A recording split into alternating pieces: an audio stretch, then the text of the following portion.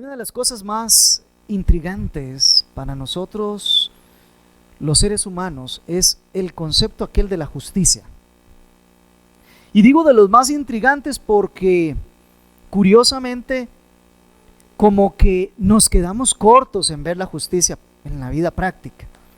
Como que vemos muchas injusticias, como que pasan muchas cosas malas y no ocurre ninguna compensación. Como que la maldad va creciendo y como que ocurre que no entendemos cómo se equilibran las cosas al final de cuentas. Y ese concepto de justicia nos lleva a pensar siempre en nuestro Dios. Porque Él no está ajeno a todo lo que está pasando. Él está observando desde el cielo todo lo que está ocurriendo, todas las impiedades, las injusticias, las inmoralidades, las perversiones y todas las demás cosas que suceden. Vemos al impío en la tierra que, como nos dice el texto bíblico, muchas veces prospera en su camino. Y nosotros decimos, ¿dónde está la justicia de Dios? Asumimos de alguna manera que es Dios el encargado de venir a dar retribución por tanta maldad. Pero nos quedamos esperando que eso ocurra. Y la gente termina entonces por dejar el temor a Dios y seguir haciendo maldad. Porque cree que así es como funciona. Mas nosotros los creyentes sabemos por la revelación de las Sagradas Escrituras y la experiencia que hemos visto a través de los años, que siempre Dios aplica justicia. Quizá a nuestros ojos no es tan visible o no es en nuestro tiempo, pero Dios siempre aplica justicia. Hoy vamos a estar viendo acerca de eso y quiero invitarle a que vayamos al capítulo 4 de Génesis, en donde estuvimos ya ingresando la semana anterior. Este capítulo, en términos generales, nos habla de cómo aumenta la maldad humana. Es decir, lo que usted y yo vemos hoy no es propio de hoy, ha sido continuo. El capítulo 4 nos explica cómo aumenta la maldad humana a partir de una simiente de Satanás en la tierra. Los injustos, los incrédulos, los desobedientes, los rebeldes, los vemos retratados en este capítulo. Y en la primera parte que vimos la semana anterior, vimos cómo algunos son aceptados y otros son rechazados, porque el linaje de Satanás ya comienza a observarse en la muerte por asesinato, como resultado del pecado. Pero hoy vamos a ver la segunda parte de los versos 9 al 15, que tiene que ver con la justicia divina. Seguiremos luego otra vez con la arrogancia humana del verso 16 en adelante y las buenas nuevas otra vez de la mano justa de Dios al final del capítulo. Pero entonces vamos a leer de los versos 1 al 16, aunque ya de los versos 1 al 8 estuvimos meditando. Dice la palabra del Señor: y el hombre conoció a Eva, su mujer, y ella concibió y dio a luz a Caín. Y dijo: he adquirido varón con la ayuda del Señor. Después dio a luz a su hermano Abel. Y Abel fue pastor de ovejas y Caín fue labrador de la tierra. Y aconteció que al transcurrir el tiempo, Caín trajo al Señor una ofrenda del fruto de la tierra, y Abel, por su parte, trajo de los primogénitos de sus ovejas y de la grosura de los mismos. Y el Señor miró con agrado a Abel y a su ofrenda, pero a Caín y a su ofrenda no miró con agrado. Y Caín se enojó mucho, y su semblante se demudó. Entonces el Señor dijo a Caín: ¿por qué estás enojado y por qué se ha demudado tu semblante? Si haces bien, ¿no serás aceptado? Y si no haces bien, el pecado yace a la puerta y te codicia, pero tú debes dominarlo. Caín dijo a su hermano Abel: vayamos al campo. Y aconteció que cuando estaban en el campo, Caín se levantó contra su hermano Abel y lo mató. Entonces el Señor dijo a Caín: ¿dónde está tu hermano Abel? Y él respondió, no sé. ¿Soy yo acaso guardián de mi hermano? Y él le dijo, ¿qué has hecho? La voz de la sangre de tu hermano clama a mí desde la tierra. Ahora pues, maldito eres de la tierra, que ha abierto su boca para recibir de tu mano la sangre de tu hermano. Cuando cultives el suelo, no te dará más su vigor. Vagabundo y errante serás en la tierra. Y Caín dijo al Señor, mi castigo es demasiado grande para soportarlo. He aquí me has arrojado hoy de la faz de la tierra y de tu presencia me esconderé. Y seré vagabundo y errante en la tierra. Y sucederá que cualquiera que me halle, me matará. Entonces el Señor le dijo, no será así. Pues cualquiera que mate a Caín 7 veces sufrirá venganza. Y puso el Señor una señal sobre Caín para que cualquiera que lo hallase no lo matara. Vamos a orar. Pedimos, Espíritu Santo, tu dirección en esta hora. Sabemos que no podemos comprender la grandeza de tu palabra, no pueden ser iluminados nuestros ojos, no podemos conocer tu ley a no ser que tú operes en nuestras vidas. Danos entendimiento, abre nuestros corazones, lo primero para comprender y lo segundo para amar, para entregarnos, de tal manera que tu palabra halle cabida en corazones que están esperando y anhelantes, y luego, Señor, podamos verdaderamente proceder con el fruto que corresponde según tu obra en nosotros. Auxíliame, Señor, para que no sea estorbo, sino que tú seas, Señor, el que traigas para todos nosotros, los hambrientos y sedientos, traigas el conocimiento de tu justicia en medio de la tierra de los vivientes. Te damos gracias porque así será, en el nombre de Jesús. Amén. Amén. Versos 9 y 10 observamos el justo juicio de Dios. Imagine que usted está asistiendo a un juicio donde hay un juez y donde hay alguien que está siendo interrogado por el juez. Y sabemos que lo que hay antes es que Caín ha asesinado a su hermano. Ha cometido no solamente homicidio, sino que en particular este se llama el fratricidio, el matar un hermano, que es lo que ocurre en todo asesinato, porque todos somos miembros de la misma familia. Todos venimos de los mismos padres. Y Caín ha asesinado a su hermano.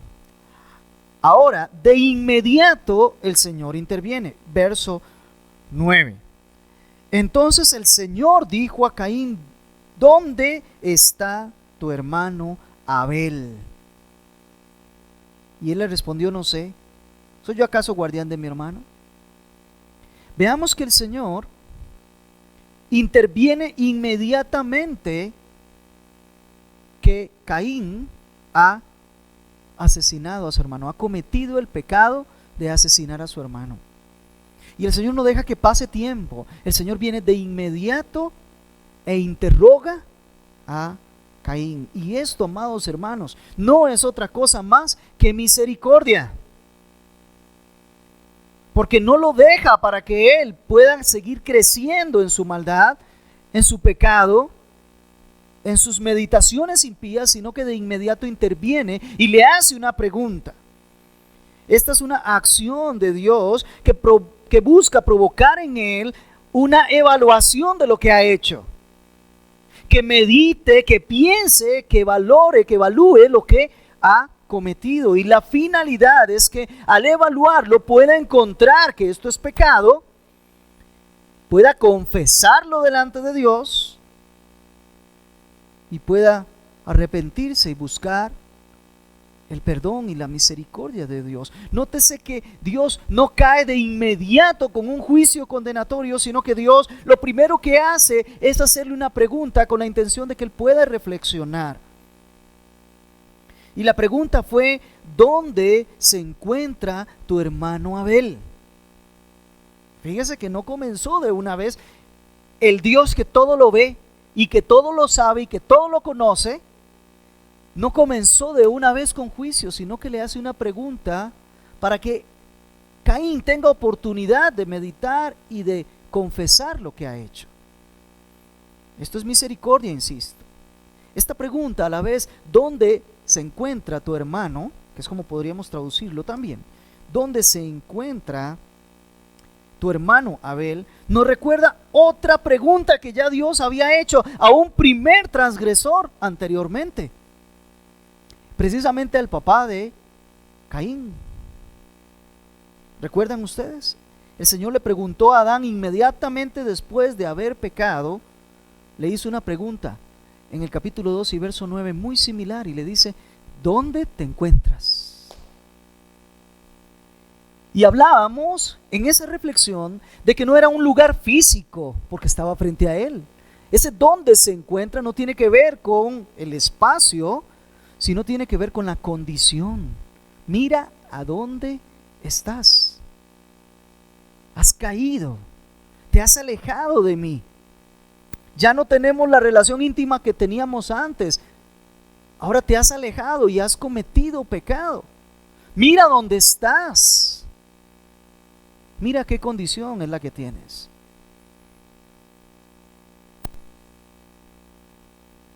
Es la misma enseñanza de toda la Escritura. Estas dos preguntas resumen la condición que el ser humano tiene que responder delante de Dios, o la pregunta que Dios tiene que el ser humano tiene que responder delante de Dios. En los evangelios encontramos a Jesús recordándonos la esencia de toda la ley. ¿Recuerdan? La esencia de toda la ley es: amarás. El mayor de los mandamientos: amarás a tu Dios con todas tus fuerzas, tu mente, con todo tu corazón. Y el segundo, semejante al primero: amarás a tu prójimo como a ti mismo. Por cierto, paréntesis dentro de paréntesis, no hay un tercer mandamiento de amarme a mí mismo. No, no lo hay. Son dos. El Señor le pregunta a Adán: ¿dónde estás tú? ¿Qué pasó con tu amor hacia mí? ¿Qué pasó con que tú me tienes que amar con todas tus fuerzas, tu mente y tu corazón? ¿Dónde te encuentras en relación con eso? Y ahora le pregunta a su hijo, a Abel. Le dice: ¿y dónde está tu hermano? Preguntándole por el amor al prójimo como a sí mismo. ¿Se dan cuenta? Estamos hablando en esencia de lo mismo. Y son las dos grandes preguntas que el Señor le hace a la humanidad: ¿dónde está el amor por mí y dónde está el amor por tus hermanos? Así que esta pregunta que se le hace a Caín ciertamente tiene su aplicación directa en lo que están viviendo ellos, el Señor y Caín, pero tiene una aplicación directa para la humanidad en general. En relación con Dios, Adán había roto toda comunión, y ahora en relación con sus hermanos, Caín había roto toda relación con su hermano, al punto de que se había levantado y lo había matado. Ese afecto natural que debe de nacer del hecho de que es mi hermano en la sangre, de que hay una relación de consanguinidad, ni siquiera ese efecto primario de los seres humanos. No estamos hablando de un creyente, sino del ser humano en su estado natural. Debía de amar a su hermano. Y agárrense, él era el mayor, Abel era el menor. Él debía de cuidar a su hermano. Él debía de amar y proteger a su hermano. Así que ya el afecto natural que había entre la familia, ya incluso aquí se ve totalmente olvidado, descuidado, y aquí se ve sobrepasado por la maldad del corazón de Caín. Mucho más allá, saber que es el hermano mayor, y mucho más allá, lo que esto provoca en relación con Dios. Porque aunque es el hermano el que recibe los efectos del pecado y de la violencia y de la maldad, la relación que se ha roto es directamente con Dios. Así que esta pregunta es una pregunta retórica, para hacerle meditar, para llamar a Caín al entendimiento. Le está poniendo a evaluar su obligación primaria para con su hermano, el de cuidarnos unos a otros. Y esa era la intención inicial de Dios, provocar aquel al arrepentimiento. ¿Sabe? El juicio de Dios nunca viene si no ha venido primero la oportunidad en gracia y misericordia del arrepentimiento y el perdón de los pecados. No solo en Caín, en general a todos los seres humanos. Sabemos que el juicio de Dios viene, es inminente. ¿Y qué está pasando en este momento? Él está llamando a todos los pecadores al arrepentimiento antes de que venga el momento de juicio. Y ese es el accionar misericordioso, lleno de gracia y de bondad de parte de Dios para con la humanidad. Pero ¿qué hace? ¿Cuál es la reacción que nosotros encontramos en Caín? Y él le respondió, no sé. Y no solo le responde no sé, le dice, ¿soy yo acaso guardián de mi hermano? Miren qué arrogancia más grande, qué irreverencia, qué falta de respeto ante la presencia de Dios, del excelso y el soberano, del que todo lo sabe, lo conoce, del que escudriña los corazones, del que fue su hacedor en su momento y quien es su sustentador en ese momento. ¿Y cómo responde Caín? Responde con una mentira y más allá de eso, con una arrogancia delante de Dios. No evaluó sus actos, Caín, como Dios quería hacerlo reflexionar. No lo hace. Simplemente sigue con su plan.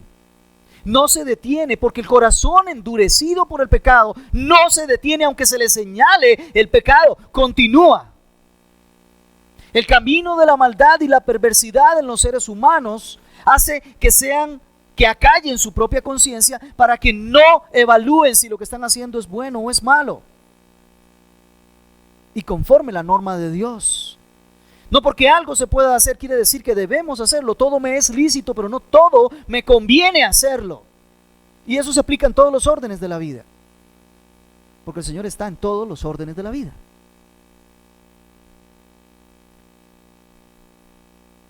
Miente al Señor para tratar de engañar a Dios. Mire usted qué ironía de la vida, qué torpeza la del ser humano, pretender engañar a Dios.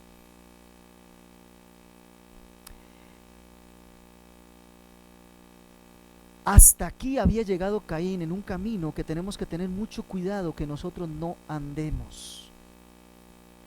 Comenzó Caín primero por la incredulidad.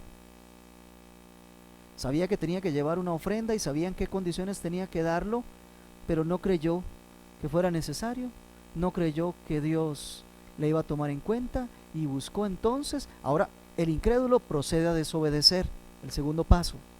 Como yo no creo lo que Dios dice, entonces hago lo que yo quiera. Como no pongo mi confianza en Dios que me va a recibir por medio de un sacrificio que tengo que escoger correctamente, entonces yo voy a entrar con mis propios criterios. Y él entra a la presencia de Dios trayendo una ofrenda en sus propios términos. Pero tras de eso, cuando no es recibido, entonces se enoja.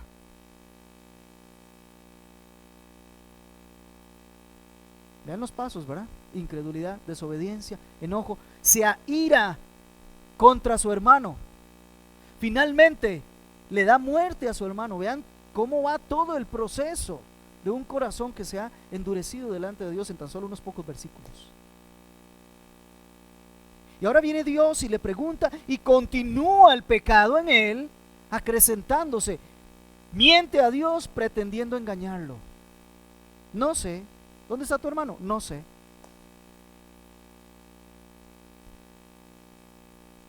Cuidado con el camino de Caín. Ya nos dice Judas, verso 11, ¿verdad? Cuidado con el camino de Caín. Y recuerden, comenzó en la incredulidad. Escuchó de Dios lo que debía hacer, pero no creyó que debía de hacerlo, no confió en que debía de hacerlo, no depositó su fe y su vida en lo que Dios había dicho y hizo como él quería, desobediencia. Cuidado, cuidado, cuidado con esto. Una mentira flagrante en la presencia de Dios. Ya esto nos hace entender que Caín no tenía ninguna estima por Dios. No le importaba quién fuera Dios. No le importaba que fuera el hacedor suyo, el creador suyo, aquel a quien tiene que dar cuenta de todo lo que hace. No. Más bien pretende engañarlo. Qué irrespetuoso. Ya se había atrevido a irrespetar la imagen de Dios que había en Abel y lo había matado, y ahora entonces no tiene ningún problema, no tiene ningún temor a Dios para irrespetarlo en su misma presencia. Y es que sabe, déjeme decirle algo, la vida humana tiene un valor incalculable. Soy enfático. La vida humana no tiene precio. ¿Y por qué es así? Porque la vida humana es una imagen del que no tiene forma de calcularse su precio. El ser humano vale, el ser humano tiene identidad, el ser humano es importante porque porta la imagen de Dios, no en sí mismo, sino por lo que porta, es la imagen de Dios. Por eso es cabeza de la creación, de todo lo creado, entendamos. Por eso no se puede comparar con los animales. Tiene primacía sobre toda la creación. Por eso la ofensa más grande que el ser humano hace es cuando atenta contra la imagen de Dios, porque es atentar contra el mismo Dios. Una vez escuché esto y me parece oportuno. ¿Cómo te sentirías? ¿Cómo te sentirías si guardaras en tu casa una foto de tu papá o de tu mamá que ya no están con nosotros, pero que los amaste profundamente? Y alguien entra a tu casa y agarra tu foto y simplemente porque la vio la agarra, la rompe, la despedaza. ¿Cómo te sentirías? ¿Te han ofendido? En lo más grande, ¿verdad? Esa era la imagen de. ¿Entendemos el concepto? Cuando hay violencia, cuando hay injusticia, cuando se arremete contra el ser humano, se está arremetiendo contra alguien que porta la imagen de Dios. Indefectiblemente que por el pecado esa imagen esté manchada, esté sucia, eso es otra cosa. El punto es que porta la imagen de Dios. Ya este hombre había sido irreverente ante la imagen de Dios. No le iba a importar ser irreverente delante de Dios, porque el endurecimiento del corazón era mayor, era grande. Y aunque la conciencia pudiera estar ahí, él la acalla al mantener su pecado. Por ende, aquí se desprende otra cosa, es que la palabra de Dios es rica. Nadie tiene autoridad para tomar la vida humana. Es prerrogativa de Dios y nada más. Él da el aliento de vida, Él retira el aliento de vida. Así que cualquier acción de los seres humanos que es tendiente a matar es una afrenta directamente delante de Dios, esté la vida humana en el estado en que se encuentre. Es una prerrogativa solo de Dios. Y Caín se atrevió a quitar la vida humana, está ofendiendo directamente a Dios y ahora le engaña, ahora le pretende mentir, ahora pretende engañar a Dios con total irreverencia y sin ningún temor a Dios. Spurgeon dice de esto: no hubiera llegado a ese cruel derramamiento de sangre si no hubiera desechado el temor de Dios y hubiera decidido desafiar a su hacedor. Producto de que ya no tenía temor de Dios, producto que ya no le creía, producto de que tenía a Dios como cualquier cosa, entonces su imagen, el aliento de vida en otro, tampoco tiene ningún valor. Amados hermanos, eso pasa en nuestra sociedad hoy en día. Si quitas a Dios de la ecuación, el ser humano no tiene valor intrínseco. Y por eso entonces acciones hasta legales para permitir el aborto, permitir la eutanasia, permitir todas estas cosas, porque la vida humana ya no tiene valor. Cuando quitas a Dios de la ecuación, ya no hay moral, ya no hay absolutos, ya no hay límites para la maldad del ser humano. El ser humano puede hacer lo que quiera. ¿Cómo yo puedo reclamarle a alguien algún tipo de derecho si no hay uno sobre nosotros que establezca los derechos? Mire hasta dónde puede extenderse lo que estamos viendo acá, y se los pongo hasta allá porque la intención es que veamos la aplicación y no que nos quedemos en una simple historia bíblica. Caín aumenta el grado de indiferencia e irrespeto delante de Dios cuando dice: ¿acaso guarda de mi hermano soy? ¿Acaso me corresponde a mí guardar? Ahí el guardar es una palabra que implica poner un vallado alrededor de, que era curiosamente lo que hacían los pastores con las ovejas. Ponían su vallado alrededor para guardarlas, para protegerlas. Y aquí el sarcasmo de este hombre delante de Dios es tan grande que usa un juego de palabras precisamente para referirse a Dios de manera irreverente. ¿Acaso yo debo guardar al que es guardador de ovejas? ¿Ven el juego de palabras? ¿Soy acaso guarda del que guarda las ovejas? En esto hay un alejamiento de su obligación natural para con su hermano.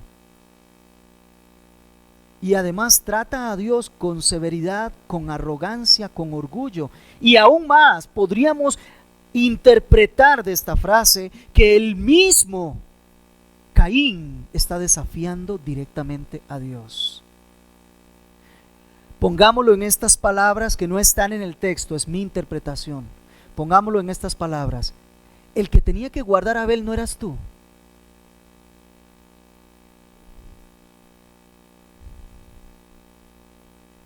Eso es lo que le está dejando entender este Caín. A Dios lo está desafiando directamente.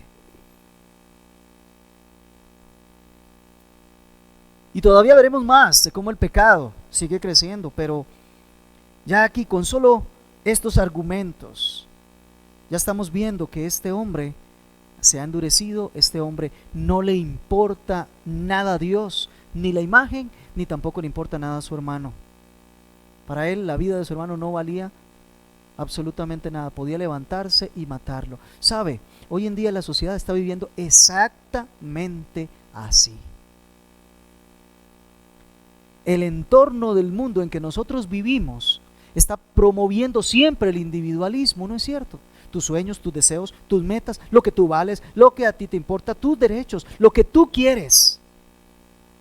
Está pensando en ti y no pensando en los demás, y no recordando el amor hacia los demás. Así que si en el proceso de que cumplas tus sueños, de que alcances tus metas, de que defiendas tus derechos, en el proceso, si usted tiene que dañar a otro, o si usted tiene que afectar a otro, o hacer violencia a otro, o como Caín, aún terminar matando a otro, para la sociedad eso no hay ningún problema mientras usted esté buscando lo suyo.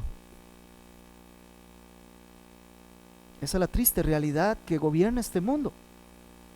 Ese individualismo, esa búsqueda y exaltación del yo y mis gustos y mis deseos y lo que yo quiera, lo que me haga sentir feliz a mí, no importa cómo se estén sintiendo los demás.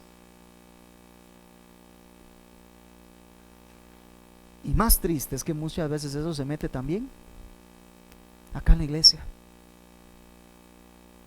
cuando estamos pensando cada uno de nosotros en lo nuestro y no en lo de los demás. Estamos cayendo en la misma actitud, en el germen, en la semilla que había en Caín. Evaluémonos nosotros cómo estamos.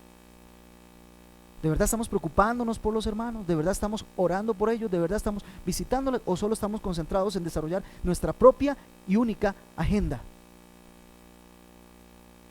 Mucho cuidado. Llamada de atención nos hace el Señor acá con esto. No seamos arrogantes. No caigamos en estas cosas. Y es que en la iglesia todavía hay muchos que vienen del mundo y que son del mundo. Todavía hay muchos que no han sido regenerados por la obra de Cristo Jesús en el Calvario. Y por eso todavía tienen esa mentalidad y se creen creyentes, pero todavía no lo son. Hay que tener mucho cuidado. Y algunos que sí son creyentes, a luchar contra esto, porque ahí está metido. Hay que barrer todos los días, o hay que arrancar todos los días, o hay que lavar todos los días. Cuidado con estos comportamientos. Y veamos la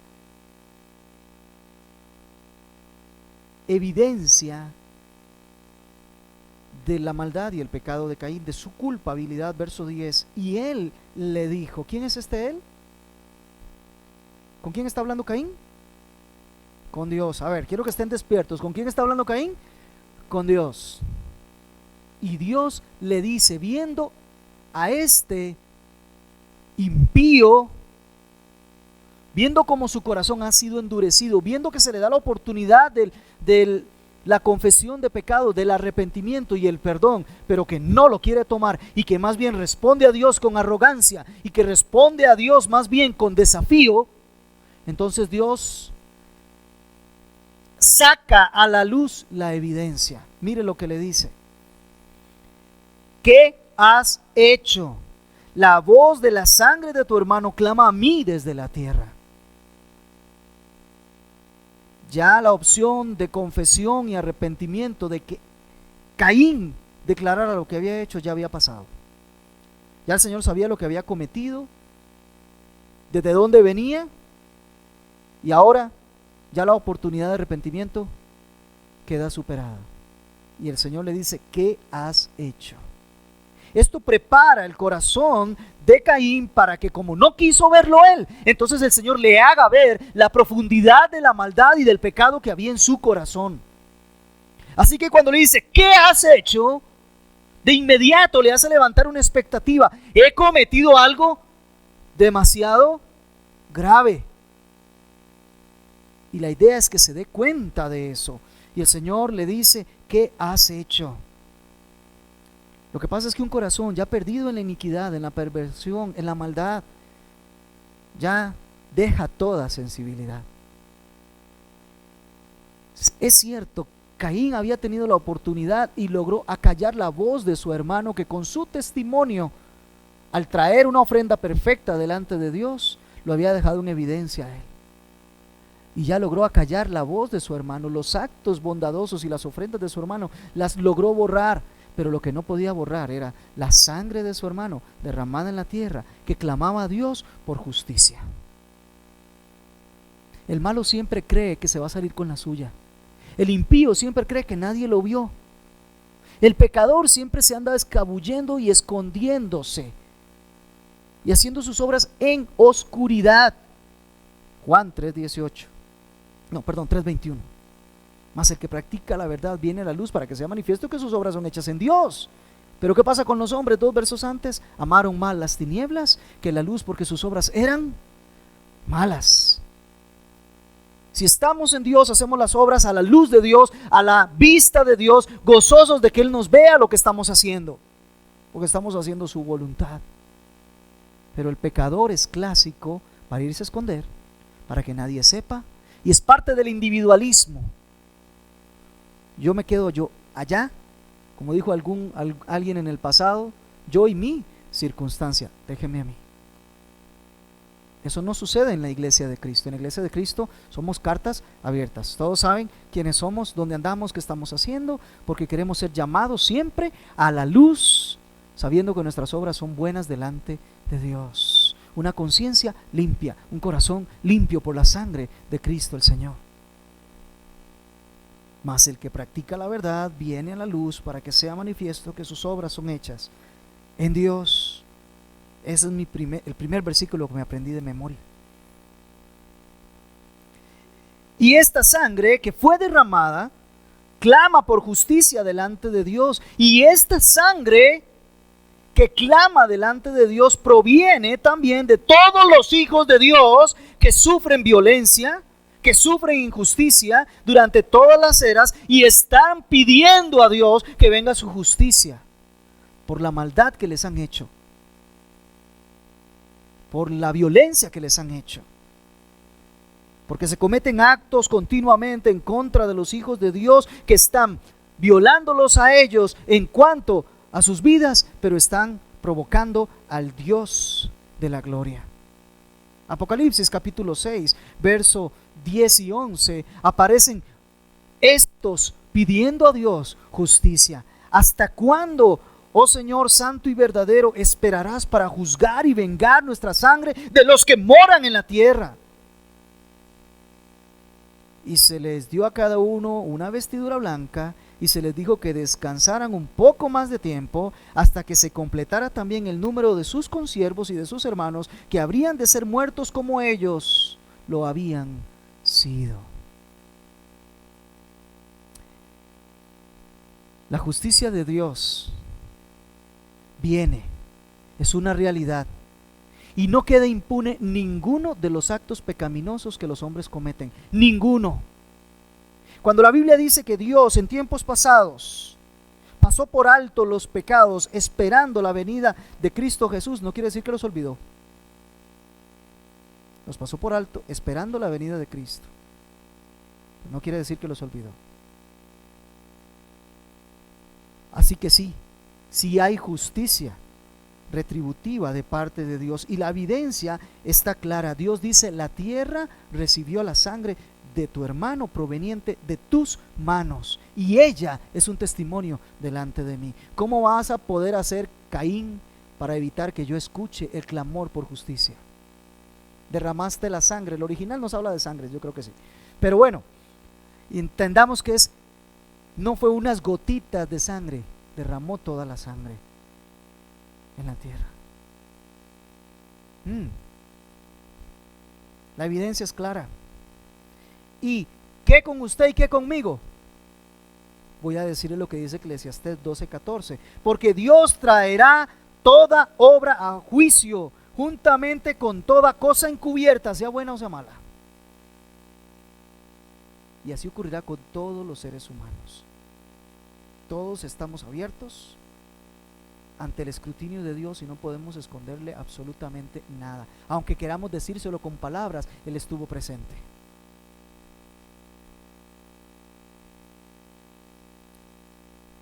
Y por supuesto, viene la sentencia de Dios. Dios no puede quedarse en silencio. Dios aplica justicia porque Dios es justo. Si no aplica justicia es porque entonces Él no es justo. Pero no lo conocemos así. Viene la sentencia del juez que ha escuchado que no hay arrepentimiento en el transgresor y que la evidencia está muy clara.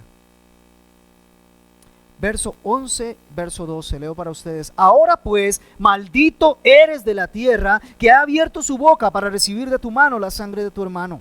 Cuando cultives el suelo, no te dará más su vigor. Vagabundo y errante serás en la tierra.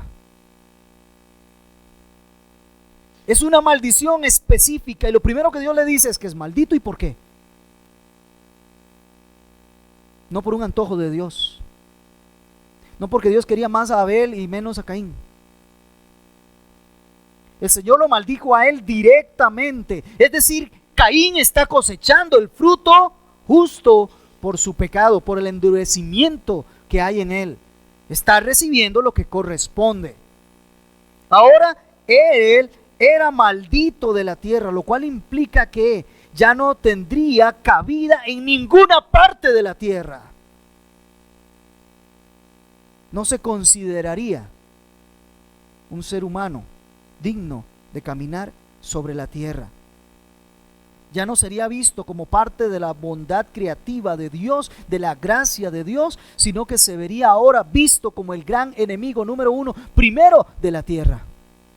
Y es interesante, aunque está inanimada, la tierra aquí es usada por Dios para ejecutar la sentencia. Dios le dejó claro cuál es el motivo, que ha abierto su boca a la tierra para recibir de tu mano la sangre de tu hermano. La tierra tuvo que recibir algo que no debió recibir nunca, porque eso no era el propósito de Dios. ¿Recuerdan cuando Dios creó la tierra? La creó abundante, preciosa, llena de todo lo que el hombre iba a necesitar para desarrollarse y vivir en plena comunión con Dios, siendo esta la satisfacción de su alma.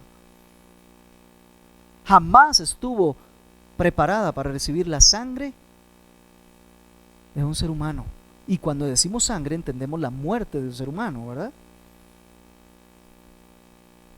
Ahora la tierra se ha contaminado por la sangre de Abel que ha derramado Caín.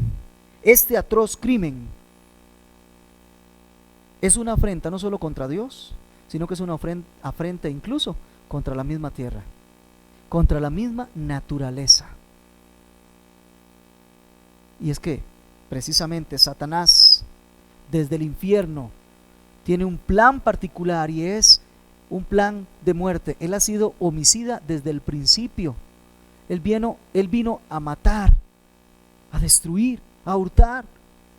Sí, que la muerte, de la manera en que la estamos viendo, no es producto del plan de Dios. Es la consecuencia de lo que Satanás ha influido en los seres humanos, pero ese no era el plan original de Dios. Y como no era el plan original de Dios, se va a encargar de revertir los efectos. Todo el que sigue el camino de Satanás puede considerarse que está a las expensas de este tipo de maldición, donde en el cielo no es querido y donde la tierra tampoco lo permite. Ahora, ¿cómo aplica esto? Tenemos el primer hombre maldito sobre la tierra. Él, no la tierra como había sido con Adán, que a quien se maldijo fue la tierra. No, es ahora él. ¿A él cómo le aplica su maldición? Verso 12, cuando cultives el suelo, no te dará más su vigor. Vagabundo y errante serás en la tierra. La primera forma en que Dios le dice a Caín que va a recibir las consecuencias de su pecado es que por más que él labre la tierra, ¿recuerdan que era labrador? Labre la tierra, cuando cultive, cuando él vaya a hacer su labor normal de agricultor, que era lo que él hacía, ahora la tierra ya no le iba a dar más ningún provecho. Y conste, esta no es la maldición que Dios le había dicho a Adán que iba a caer sobre la tierra, ¿recuerdan? Cardos y espinas, y que ahora iba a ser muy laborioso el arrancar de la tierra algo para su sustento. A Caín en particular le va a decir: usted no va a recibir nada de la tierra. Puede sembrar todo lo que quiera, que nunca la tierra le va a dar absolutamente nada a usted. Eso es lo que le está diciendo.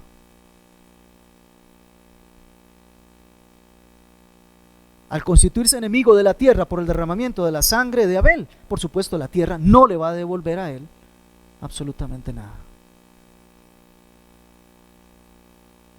Esta, insisto y lo aclaro, es una maldición específica para un hombre que no obtendría el fruto de la tierra para su alimento. Esto para Caín era una verdadera maldición, porque él solo estaba acostumbrado a sembrar y cosechar, y ahora ya no puede hacerlo. Y le dice el Señor algo más: errante, vagabundo serás sobre la tierra. Claro, si él no puede sembrar para cosechar porque la tierra no le va a dar, entonces él no puede asentarse en un lugar para sembrar y esperar que produzca la tierra. Entonces va a tener que ser errante y vagabundo, y no va a poder establecerse en ninguna parte, no va a tener ningún asentamiento, no va a encontrar Caín ningún lugar sobre la tierra que él le pueda llamar hogar, que él le pueda llamar mi patria. Vas a ser errante y vas a vagar por la tierra. Esto también es misericordia. Pudo haberlo enviado directamente en ese momento al infierno. pero también sigue recibiendo, y vamos a ver que recibe más, aún así, de esa gracia común.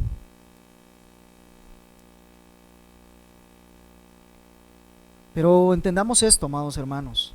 La maldición de Caín fue el producto natural o lógico de lo que él sembró. No es un Dios caprichoso. Es lo que merecía la justicia divina que se le entregara a él. Porque no quedan impunes los pecados del hombre. Errante o peregrino, no hallará descanso en ningún lugar. Qué distinto. Qué distinto es lo que se le dice al pueblo de Dios. Ustedes entran en mi reposo, en mi descanso. Ustedes tienen una patria que es de ustedes. Hay moradas que los están esperando allí. Qué distinto es el trato de Dios para con los suyos. Para todo el que se somete a su soberanía. Para todo el que escucha su palabra y cree en ella. Qué distinto. Pero tanto en uno como en el otro estamos hablando de la justicia de Dios.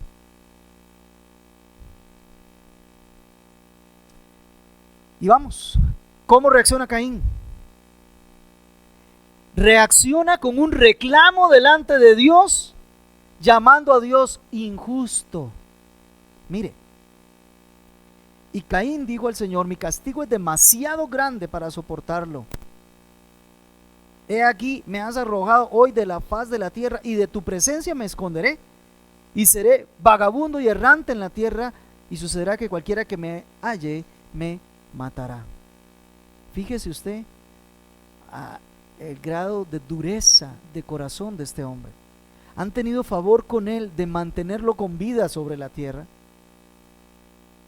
y aún así se dirige a Dios como diciendo: el castigo que me estás imponiendo se te pasó de la raya, me pusiste más de lo que debías. ¿Puede creer? Qué arrogancia. Levanta la voz delante del Señor y le reclama por el castigo que ha recibido.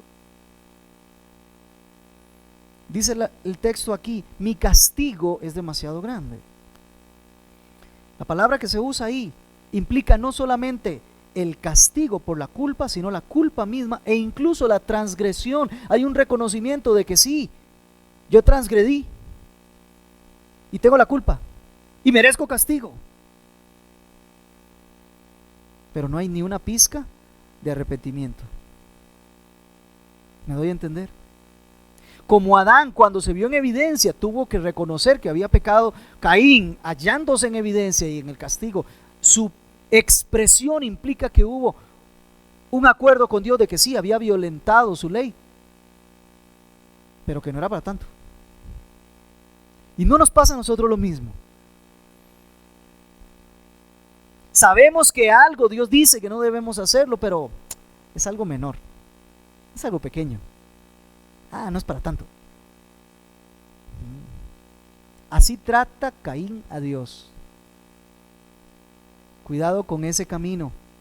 Advierto, porque la justicia de Dios viene siempre.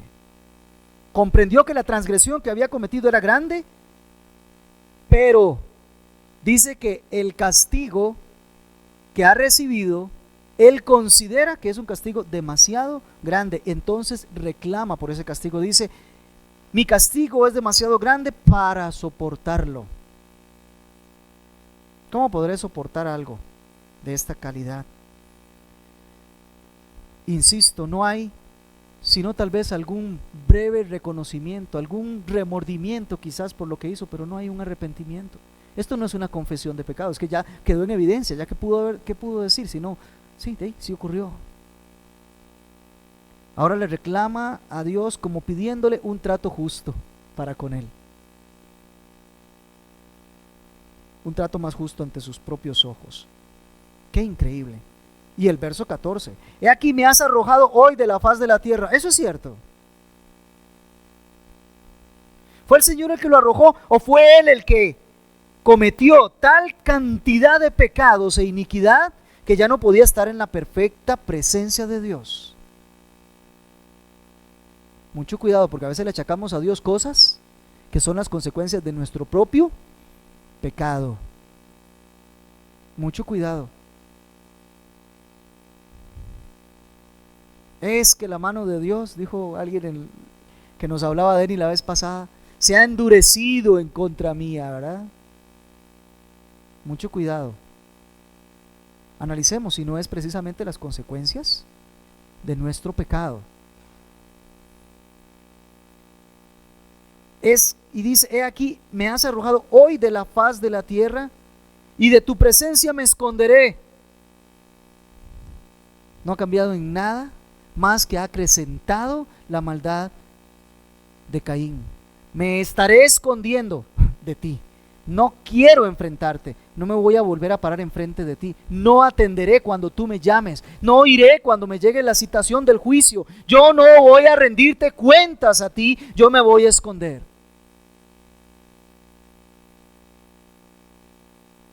Aprendió bien de sus papás, ir a esconderse, ¿verdad? Es que tuve miedo y me escondí. Aprendió esa parte se aprende sin que se la enseñen a uno. Amados hermanos, la dureza del corazón del hombre es tal que en su estado natural lo único que hace es no querer presentarse delante de Dios, y cada vez que alguien le presenta a Dios, busca cómo huir, busca cómo esconderse, busca cómo salir. Y entonces tiran argumentos, que el ateísmo, que esto y que lo otro. Son solo argumentos de las personas que no quieren enfrentarse a Dios, porque saben la condición de su corazón y saben la condición de su alma. Y aunque la conciencia les está punzando, ellos prefieren mantener su condición antes que doblegarse por el pecado que han cometido, humillarse delante de Dios y recibir el perdón que solo Él da. Así actúa el hombre en su estado natural, insisto. Esto es lo que está haciendo Caín, diciéndole al Señor, de ahora en adelante voy a estarme escondiendo continuamente de ti, no voy a venir a tu presencia. Y vamos a ver que el acto lo hace físico, luego él sale por completo de la presencia de Dios y se va a otra tierra. Y seré vagabundo y errante en la tierra. ¿Sí? Ese es el castigo por lo que ha cometido. Eso es lo justo. Eso es lo que le corresponde. Pero este hombre lo que tiene es miedo, ya no de Dios, porque temor de Dios no ha tenido nunca. Ahora tiene miedo de los demás. Y dice, y sucederá que cualquiera que me halle me matará. Claro, fíjense que aunque aquí todavía no habíamos escuchado de parte de Dios una ley que dijera que existe un vengador de la sangre que viene a vengarse de aquel que ha matado a un familiar, eso lo encontraremos luego en los mandamientos que son dados por intermedio de Moisés al pueblo, pero aquí ya tenemos el principio. Ya Caín sabía que el hecho de que él hubiese dado muerte a alguien implicaba que algún familiar de esa persona podía venir a exigir la muerte de Caín. Ojo por ojo, diente por diente. Apliquémoslo, muerte por muerte. Eso es justicia, ¿no le parece? Eso es justicia. Y entonces él ahora tiene miedo de que cualquiera que lo halle lo mate. Entre paréntesis, cualquiera era precisamente cualquier familiar de Abel. Y Abel no solo tenía papá, mamá y un hermano, no, Abel tenía más hermanos. Capítulo 5, verso 4 del mismo capítulo nos dice que Adán y Eva tuvieron muchos hijos. Así que para este momento Caín entiende que hay algunos hermanos de su hermano que van a querer vengarlo. Quizá, ¿por qué no? Algunos sobrinos ya también. Que todos ellos podían pedir en venganza la vida de Caín. Y él tiene miedo por sí mismo. Este hombre es un miedoso, porque el impío corre y huye aunque nadie lo persiga.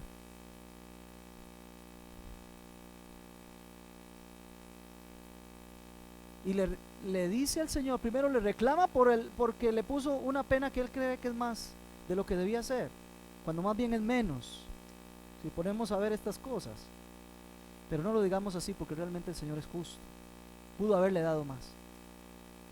Pero aún así le dice: me estás echando de la tierra, me andaré escondiendo de ti y de cualquiera que me encuentre, porque me van a querer matar. Y veamos por último la gracia común que Dios da a los transgresores. Aquí tenemos una manifestación de eso. Verso número 15. Entonces el Señor le dijo: no va a ser así, pues cualquiera que mate a Caín 7 veces sufrirá venganza. ¿Por qué? ¿Por qué Dios se atreve a decirle a Caín: nadie te va a matar, porque cualquiera que lo haga, yo voy a encargarme de vengar tu vida hasta 7 veces, en intensidad o en cantidad? ¿Por qué Dios protege a este que es un transgresor, que ha matado a Abel, que Abel ha ofrecido un sacrificio perfecto delante de Dios, que lo ha intentado engañar a Dios y le ha mentido, que lo ha tratado mal, que no ha tenido ningún temor delante de él, que es realmente un impío, que es un rebelde, que es un asesino, que es un maldito de la tierra, un maldito de Dios? ¿Por qué Dios lo protege?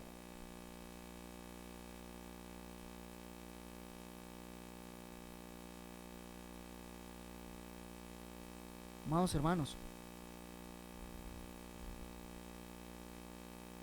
el aliento de vida que hay en Caín proviene de Dios, y nadie sino Dios tiene el derecho de quitar la vida. La dignidad de la vida humana es porque somos a imagen de Dios.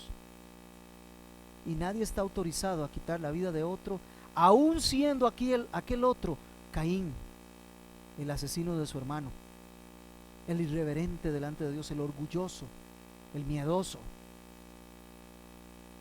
Aun siendo él, porta la imagen de Dios, el aliento de Dios, y debe de respetarse. ¿Qué lección? Si alguien mata a Caín, tendrá que ser vengado 7 veces, dice el Señor. Y para que esto se cumpla, nos dice el texto: puso el Señor una señal sobre Caín, para que cualquiera que lo hallase no lo matara. Una señal, no una marca. No veamos peliculitas ahí que le ponen una cosa en la frente, ¿verdad? Y ya entonces todo el mundo sabe que ese no hay que matarlo. No. Vamos a ver. Una señal, no una marca. Los demás podían, al ver a Caín, darse cuenta que él era protegido de Dios y que debían de respetar no solo la vida de él, sino que si Dios estaba respetando esa vida, teníamos que respetar la vida humana en general. ¿Ve?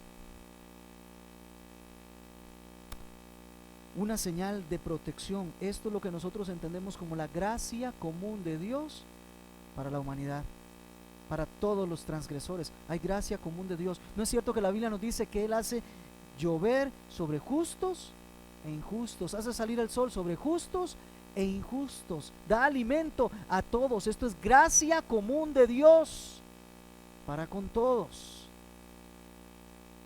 incluidos los caínes o los cainitas. ¿Qué podemos encontrar aquí? Solo encuentro de momento 3 conclusiones y 3 aplicaciones a su vez. Me las probé las conclusiones. Número 1, Moisés profundizó en la simiente de Satanás para que los israelitas conocieran de dónde proviene la maldad, quiénes lo propagan, de qué debían de defenderse. La razón por la cual existen las envidias, las guerras, los pleitos, las iras, las disensiones en los corazones de los hombres es por el pecado que hay en ellos, es por la maldad que hay en ellos, que ellos abrazan. Y en ese sentido nosotros tenemos que comprender que eso es así también en nuestros días. Y a los israelitas se les está diciendo: ustedes deben de separarse de aquellos y deben de mantenerse santos al Señor, no caminando esos caminos, sino manteniéndose fieles a Dios. A nosotros se nos dice lo mismo, somos la iglesia del Señor y tenemos que reflejar una separación para con los que se portan así. Nosotros no debemos de ser incrédulos de la palabra de Dios. No debemos de desobedecer los mandamientos del Señor. Nosotros no debemos de dar cabida a la ira, al enojo en nuestros corazones contra el hermano. No debemos permitir que una raíz de amargura esté ahí. Tenemos que arrancarla, tenemos que quitarla, porque vea lo que lleva. El pueblo de Dios se limpia continuamente de estas suciedades. Nos separamos. Tiene que haber una distancia en la forma en que se trata a los demás.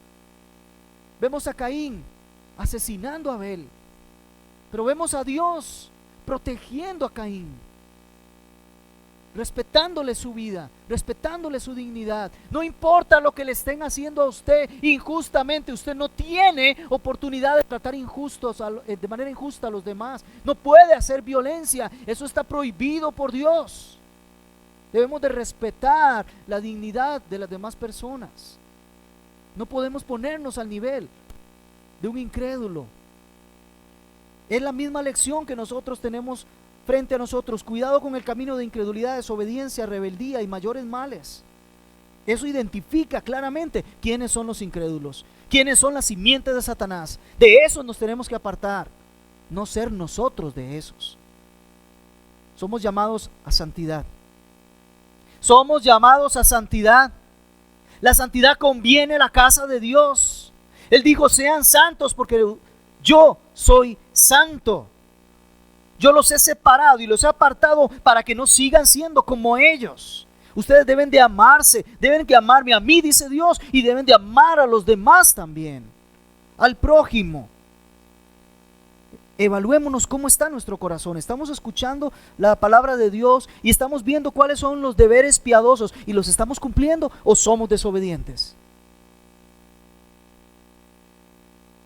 Porque ahí van los pasos de la maldad, de la iniquidad. ¿Cómo estamos respondiendo entonces ante la pregunta que el Señor nos haría? ¿Y dónde estás tú? ¿Y dónde está tu hermano? Segunda conclusión: el amor al prójimo junto con el amor a Dios son centrales en nuestras vidas. Es por lo que el Señor nos va a cuestionar cuando lleguemos delante de Él. Como creyentes somos llamados nosotros a cuidar de los nuestros en todos los aspectos básicos de la existencia material, sí, pero mucho más en la vida espiritual de nuestros hermanos. No somos salvos para vivir una vida cristiana individual, buscando solo nuestro. Somos salvos para conformar una familia y cuidarnos entre nosotros, ser guardas de nuestros hermanos. Eso requiere abrirnos por completo, eso requiere que nos conozcan, eso requiere que nosotros pasemos tiempo con nuestros hermanos, eso requiere que nosotros estemos sufriendo sus dolores y riendo sus alegrías. Entonces hay cosas que tenemos que desechar de nosotros. Mire, Pablo lo dice a los Corintios, en 1 Corintios 6:7, dice: así que en efecto ya es un fallo entre vosotros el hecho de que tengáis litigios entre vosotros. Si alguno tiene algo contra alguien, ya eso es un fallo, ya eso es un pecado. Hay que quitarlo. En el mejor de los casos dice: mejor sufra el agravio. Si él te robó, mejor que se lo deje, pero siga usted a Cristo. Sufra el agravio.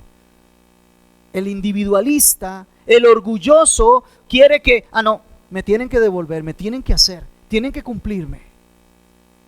El Hijo de Dios dijo: yo no vine para ser servido, sino vine para servir y poner mi vida en rescate por muchos. Siendo rico, se hizo pobre para que nosotros fuésemos enriquecidos en su pobreza. Y nos insiste el Señor: por lo cual, desechando la mentira, hablad verdad cada uno con su prójimo, porque somos miembros los unos de los otros. Efesios 4:25. Y Pedro nos exhorta a prepararnos para recibir la palabra de Dios. ¿Sabe cómo debe de recibirse la palabra de Dios? Dice, por tanto, desechando toda malicia, todo engaño, hipocresías, envidias y toda difamación, desead como niños recién nacidos la leche pura de la palabra, para que por ella crezcáis para salvación, si es que habéis probado la benignidad de Dios. Pero primero hay cosas que quitar. Primera de Pedro 2, 1 al 3. Y el tercer y último punto: la gracia y la misericordia de Dios están presentes antes del juicio. Es decir, que llega un momento de juicio donde la etapa de gracia y misericordia y perdón se acabó. Se cerró la puerta. Ya no más. Caín fue llamado al reconocimiento, confesión y arrepentimiento de su pecado, antes de ser llamado maldito y recibir la sentencia y la condena. Y vamos a ver que todavía es más rebelde la semana que viene. Pero dice, Dios en su infinito amor por la humanidad en general extiende al hombre tiempo de oportunidad para venir a Él. Sus palabras por medio de Isaías en 43, 23, en 44, 22 y en 53, 5, esas dicen así: yo, es Dios hablando, yo soy el que borro tus transgresiones por amor a mí mismo, y no recordaré tus pecados. He disipado como una densa nube tus transgresiones, y como espesa niebla tus pecados. Vuélvete a mí, porque yo te he redimido. Y le preguntamos al profeta Isaías, ¿cómo hace Dios eso? Y nos responde así: mas Él fue herido por nuestras transgresiones, molido por nuestras iniquidades. El castigo por nuestra paz cayó sobre Él, y por sus heridas hemos sido sanados. Y oímos la invitación del Evangelio que dice: porque de tal manera amó Dios al mundo, que dio a su Hijo unigénito, para que todo aquel que en Él cree no se pierda, sino que tenga vida eterna. El único que borra las rebeliones es Dios. Lo hace por la obra redentora de Cristo, y nos invita a que nosotros participemos de eso. Si hoy todavía estás en el camino de Caín, lo único que te puedo recordar, y te urjo a que lo medites, es que el Señor nos dice: buscadme mientras pueda ser hallado, porque vendrá el momento cuando ya no responderé. La misericordia es extendida hoy. El día del juicio se acabó. Ya no hay más oportunidad. Ven a Cristo así como estás. Reconoce delante de Él tus pecados, tu arrogancia, tu irreverencia en su presencia. Reconoce todo eso y pídele que te perdone. Pídele, ruega porque Él haga efectiva la sangre de Cristo en tu vida. Y entonces empieza a caminar ahora sí en comunión con Él, en paz con el Señor y en la gloria eterna, que desde ahorita ya estamos comenzando a anticipar. Pero si no lo haces, te quiero recordar que hay un lugar de tormento, un infierno, en donde 3 veces el Señor nos dice claramente, Marcos 9:44, Marcos 9:46 y Marcos 9:48, que ese lugar de tormento donde van los incrédulos es donde el gusano no muere y donde el fuego no se apaga. Espero que le aterre, espero que le asuste, espero que lo haga temblar, para que de rodillas caiga el Señor y pida misericordia. Oremos. Señor, esta mañana ha sido una mañana preciosa, porque tú estás presente. Este tiempo de comunión entre hermanos ha sido hermoso, porque tu palabra se ha abierto y ha sido leída y ha sido expuesta. Pero Señor, queremos que haya una respuesta en nuestros corazones. Avívanos de tal manera que miremos si hay camino de perversidad, si hay camino de Caín en nosotros. Por favor, Señor, haz que tu espíritu nos evalúe y que caigamos de rodillas pidiéndote a ti, Señor, que nos perdones, confesando con claridad que hemos pecado porque no hemos cumplido nuestros deberes hacia nuestros hermanos. Hemos vivido solo para nosotros. Nos hemos preocupado solo por nuestros bienes, por nuestros planes, por nosotros mismos y no por los demás. Perdónanos tal arrogancia delante de ti. Lávanos, por favor, míranos con agrado, solo a través de la sangre de Cristo Jesús, a la cual nosotros nos acogemos otra vez y revestidos de su justicia, nos presentamos a ti para pedirte que nos perdones, que nos laves, que nos limpies y que como iglesia sigamos mostrando que somos separados del mundo porque actuamos diferente, porque te creemos, porque somos obedientes, porque ponemos en práctica tus mandamientos, amamos a nuestros hermanos y nos entregamos también.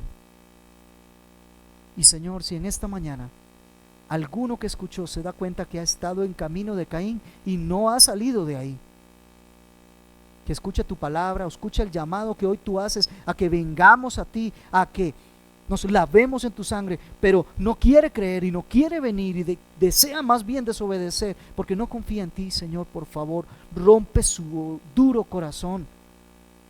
El orgullo que hay ahí, quiébralo, Señor, con tu mano poderosa, y rogamos que le traigas a ti, porque no queremos a ninguno que se pierda, como tú no quieres que ninguno se pierda, sino que todos procedan al arrepentimiento, Señor. Te pedimos que obres justicia, porque hoy comprendemos que todo pecado, toda transgresión y toda maldad van a ser llevadas a juicio y tú das la retribución correspondiente a su tiempo. Gracias por esta mañana. En el nombre de Jesús te damos. Amén.